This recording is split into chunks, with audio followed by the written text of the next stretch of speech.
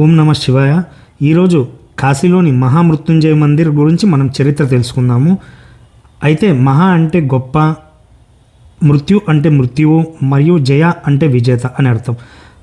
మృత్యువు అనే మోసపూరిత దుష్టశక్తిపై అత్యంత ఘనంగా విజయం సాధించిన శివ స్వరూపాన్ని పూజించడానికి మహామృత్యుంజయ ఆలయం ఉద్దేశించబడినది. ఇక దీని చరిత్ర తెలుసుకుంటే మృత్యుంజయ మహాదేవ ఆలయము లేదా దీన్ని ఇంకొక పేరు రావణేశ్వర ఆలయం అని కూడా అంటారు. అయితే దీని చరిత్ర ఏంటంటే, రావణుడు కాశీలోని ఒక విద్వాంసుడైన పురోహితుడి నుండి జ్ఞానాన్ని, వివేకాన్ని సంపాదించి తద్వారా అతను శ్రీరాముడి కంటే గొప్ప శివభక్తుడు కావాలని అనుకున్నారట. అలా చేయడం వల్ల లంకలో బందీగా ఉన్న సీతాదేవి కోసం శ్రీరాముడితో యుద్ధం చేసినప్పుడు శ్రీరాముడితో గెలిచొచ్చు అనేసి రావణుడు ఆలోచించాడు. ఇది నిజమైతే చాలా వైరుధ్యాలు తలెత్తాయి కాబట్టి నారద మహర్షి స్వయంగా రంగంలోకి దిగాలని నిర్ణయించుకుని రామేశ్వరంలో రావణాసురుడిని మోసగించి దాని ఫలితంగా రావణుడు సకల జ్ఞానాన్ని పొందినప్పటికీ మృత్యుంజయ ఆలయంలో ఆ పురోహితుని నుండి పొందిన జ్ఞానాన్ని మర్చిపోతాడు. అందువల్ల శ్రీరాముడు కంటే రావణాసురుడు గొప్పవాడు కాలేడు. అయితే రామేశ్వరంలో పూజలు చేసేటప్పుడు రావణుడికి ఈ ఆలయం గుర్తుకు రావడం వల్ల ఈ ఆలయాన్ని రావణేశ్వర మహాదేవ్ అని కూడా పిలుస్తారు. రావణుడితో పోరాడవలసి వచ్చినప్పుడు శ్రీరాముడు ఇక్కడే మృత్యువును జయించడం నేర్చుకున్నాడు కాబట్టి ఈ ఆలయం మృత్యుంజయ మహాదేవ ఆలయంగా ప్రసిద్ధి చెందింది. అందువల్ల అత్యంత ధైర్యవంతులైన యోధులకు యుద్ధం చేయడం గల నేర్పగల ఆలయం, మృత్యువును జయించడం నేర్పే ఆలయంగా ప్రసిద్ధి చెందింది. అయితే దీనికి చరిత్ర శివపురాణంలో ఇంకో విధంగా కూడా రాసి ఉంది. పరమశివుడు కాశీని ప్రేమించినందున తాను కాశీని విడిచి వెళ్ళకూడదని కైలాస పర్వతం నుండి తన స్థావరాన్ని ఇక్కడికి మార్చుకోవాలని నిర్ణయించుకున్నాడు. ఒకవేళ శివుడు వెళ్ళడానికి నిరాకరిస్తే పనులు ఎలా చెక్కబెట్టాలో తెలియక ఇతర దేవతలు మరియు దైవ పురుషులు అయోమయానికి గురయ్యారు నమ్ముతారు. కాబట్టి శివుని అవతారమైన మహామృత్యుంజయుడు శివుడి విశ్వనాథుడిగా అనగా విశ్వానికి అధిపతిగా కాశీలోనే ఉండమని అభ్యర్థించాడు. మృత్యుంజయ మహాదేవుడిగా ఆయనే ప్రజల ప్రశ్నలన్నింటికీ, భక్తుల భద్రత ఇంకా మిగతా అన్ని విషయాలను చూసుకుంటున్నాడు. ఈ కారణంగానే మృత్యుంజయ మహాదేవుని ప్రధాన శివలింగానికి నంది ఉండదు. ఇక్కడ మీరు మృత్యుంజయ మందిర్లో చూస్తే శివునికి నంది ఉండదు. కాబట్టి ఎవరికైనా ఎప్పుడైనా సమస్యలు, ఇబ్బందులు, కష్టాలు, ఒత్తిళ్ళు లేదా వారిని నిరుత్సాహపరిచే లేదా కుంగిపోయే చేసే ఏదైనా విషయాలు ఎదురై మహాదేవుని సాయం అవసరమైతే వారు దూత లేకుండా నేరుగా మృత్యుంజయ స్వామి వద్దకు వెళ్ళి తమ సమస్యలను ఆయనతో పంచుకోవచ్చు. ఇలా చేయడానికి కారణం ఏంటంటే, మహాదేవుని ప్రధాన దర్బారు బయట పొడవైన క్యూ ఉండేది. అందువల్ల సమస్యలు నేరుగా వినే బాధ్యతను నందికి అప్పచెప్పారు. ఆ తర్వాత చాలా ముఖ్యమైనవి లేదా నంది పరిష్కరించలేనివి మాత్రమే మహాదేవుని శివుని దగ్గరకు వెళ్ళేవి. ఇప్పుడు శివుని అవతారమైన విశ్వనాథుడు సభను నిర్వహిస్తున్నాడు. తనకు మరియు తన భక్తులకు మధ్య ఎవరూ రాకూడదని ఆయన కోరుకున్నారు. దీనివల్ల కైలాస పర్వతం వద్ద ప్రధాన కార్యాన్ని కష్టతరం చేసింది. ఎందుకంటే అక్కడ సహాయం చేయడానికి ఎవరూ లేరు. అందువల్ల మృత్యుంజయ మహాదేవుడు తన నందిని ఏ విచారణకు లేదా ఇతర విషయాలకై ఉండకూడదని నిర్ణయించుకున్నాడు. ఆయన శిష్యులు మరియు శివ భగవాను ఇతర అవతారాలు ఆయనతో పాటు ఆయన చుట్టూ ఉంటారు. మరియు తుది నిర్ణయాలు కేవలం మృత్యుంజయ మహాదేవుడి నుండి మాత్రమే చుట్టూ ఉన్న ప్రజలకు తెలియబడదు. ఇక్కడ తుది తీర్పు మహామృత్యుంజయది స్వామిది కాబట్టే శివుడు ఈ మహామృత్యుంజయ మందిరంలో తన 21 శివలింగాలను నిర్మించాడు.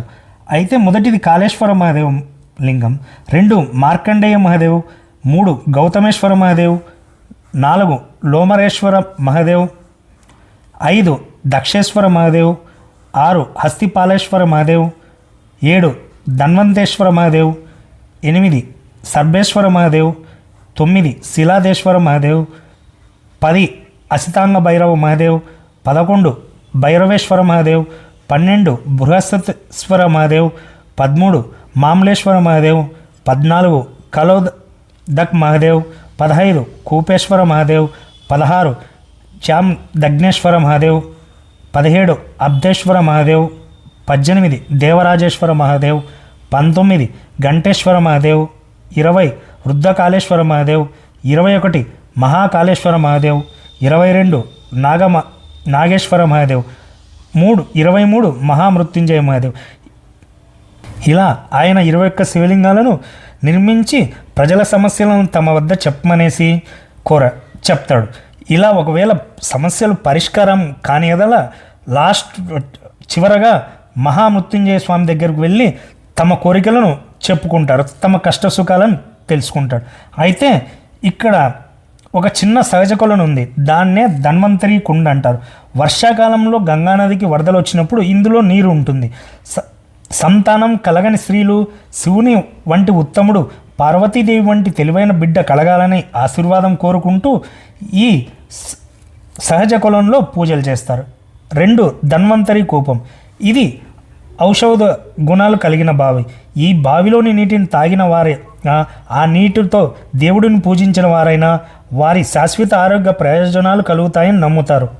అందుకే ప్రజలు ఈ బావిలో నీటిని పెట్టెల్లో సేకరించి తమ ఇళ్లలో తాగునీటిని ఉంచుకునే చోట ఉంచుతారు. ఈ అద్భుతమైన వరాన్ని ప్రసాదించినందుకు తమ అదృష్టాన్ని కృతజ్ఞతలు తెలిపే అవకాశాన్ని వారు అసలు వదులుకోరు. 3 హవన్ వేది. ఇక్కడ మనకు చూసుకుంటే హోమాలు జరిగే వేదిక. ఇక్కడ శనిదేవుని ఆలయము మరియు హనుమాన్ ఆలయము, కాళీమాత ఆలయము ఉంటాయి. తర్వాత భజన చేసుకునేదానికి కూడా ఉంటుంది. అయితే మహామృత్యుంజయ మందిర్లో కాళీమాత ఆలయానికి గల విశిష్టత ఏంటంటే శివుడు తన శక్తి లేకుండా అసంపూర్ణుడు మరియు కాళీదేవి శివుని శక్తి స్వరూపం. శివుడు మంచి పరీక్షించి చెడును నాశనం చేసే దేవుడు. మహామృత్యుంజయ ఆలయంలో కాళీమాత ఆలయం స్థాపించబడింది. ఎందుకంటే శివుడు తన న్యాయ స్వరూపంలో కొలువై ఉంటాడు. ఆ స్వరూపంలో ఎన్నో చెడులు ఉంటాయి, వాటిని అక్కడికక్కడే అంతం చేయాలి. అప్పుడే మంచి విజయం సాధించడానికి భయం అవసరం ఉండదు. అందుకే శక్తి స్వరూపిణి లేదా దుర్గామాత ఖాళీ రూపంలో కొలువై ఉంటుంది. దీని అర్థం ఏ చెడు కూడా ఆలయ ప్రాంగణంలోకి ప్రవేశించకూడదు. ఒకవేళ ప్రవేశించినా అది ఆ ప్రాంగణం నుండి ప్రాణాలతో బయటికి పోకూడదని ఇక్కడ కాళీమాత ఆలయం ఉంది. ఇక శని మహారాజా ఆలయం ఇక్కడ రావి చెట్టు ఉంటుంది.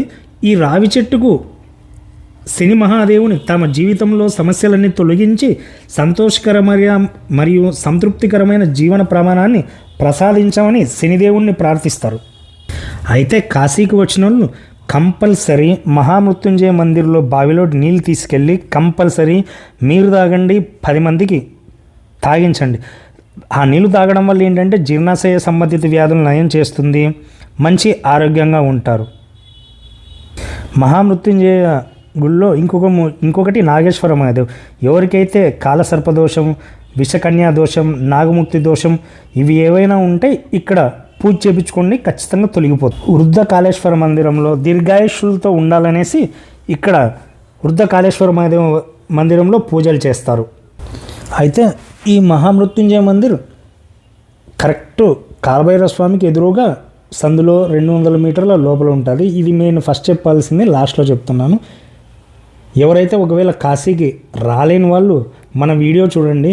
మన వీడియోలో గుళ్ళో ఉండేట్టు ఇప్పుడు మొబైల్ పర్మిషన్ లేకపోయినా కూడా మనం రిస్క్ చేసి మనం ప్రతి గుళ్ళోది ప్రతి వీడియో మీకు తీసి మనం అప్లోడ్ చేస్తాము. మా ఛానల్లోని ఒకవేళ ఏదైనా మీకు తప్పులు అనిపించినా వెంటనే మాకు మెసేజ్ చేయండి,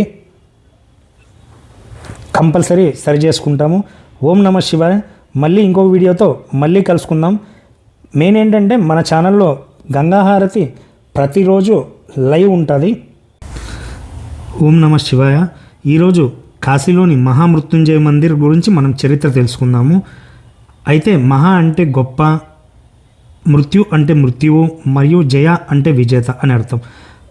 మృత్యు అనే మోసపూరిత దుష్టశక్తిపై అత్యంత ఘనంగా విజయం సాధించిన శివ స్వరూపాన్ని పూజించడానికి మహామృత్యుంజయ ఆలయం ఉద్దేశించబడినది. ఇక దీని చరిత్ర తెలుసుకుంటే మృత్యుంజయ మహాదేవ ఆలయము లేదా దీన్ని ఇంకొక పేరు రావణేశ్వర ఆలయం అని కూడా అంటారు. అయితే దీని చరిత్ర ఏంటంటే, రావణుడు కాశీలోని ఒక విద్వాంసుడైన పురోహితుడి నుండి జ్ఞానాన్ని వివేకాన్ని సంపాదించి తద్వారా అతను శ్రీరాముడి కంటే గొప్ప శివభక్తుడు కావాలని అనుకున్నారట. అలా చేయడం వల్ల లంకలో బందీగా ఉన్న సీతాదేవి కోసం శ్రీరాముడితో యుద్ధం చేసినప్పుడు శ్రీరాముడితో గెలిచొచ్చు అనేసి రావణుడు ఆలోచించాడు. ఇది నిజమైతే చాలా వైరుధ్యాలు తలెత్తాయి కాబట్టి నారద మహర్షి స్వయంగా రంగంలోకి దిగాలని నిర్ణయించుకుని రామేశ్వరంలో రావణాసురుడిని మోసగించి దాని ఫలితంగా రావణుడు సకల జ్ఞానాన్ని పొందినప్పటికీ మృత్యుంజయ ఆలయంలో ఆ పురోహితుని నుండి పొందిన జ్ఞానాన్ని మర్చిపోతాడు. అందువల్ల శ్రీరాముడు కంటే రావణాసురుడు గొప్పవాడు కాలేడు. అయితే రామేశ్వరంలో పూజలు చేసేటప్పుడు రావణుడికి ఈ ఆలయం గుర్తుకు రావడం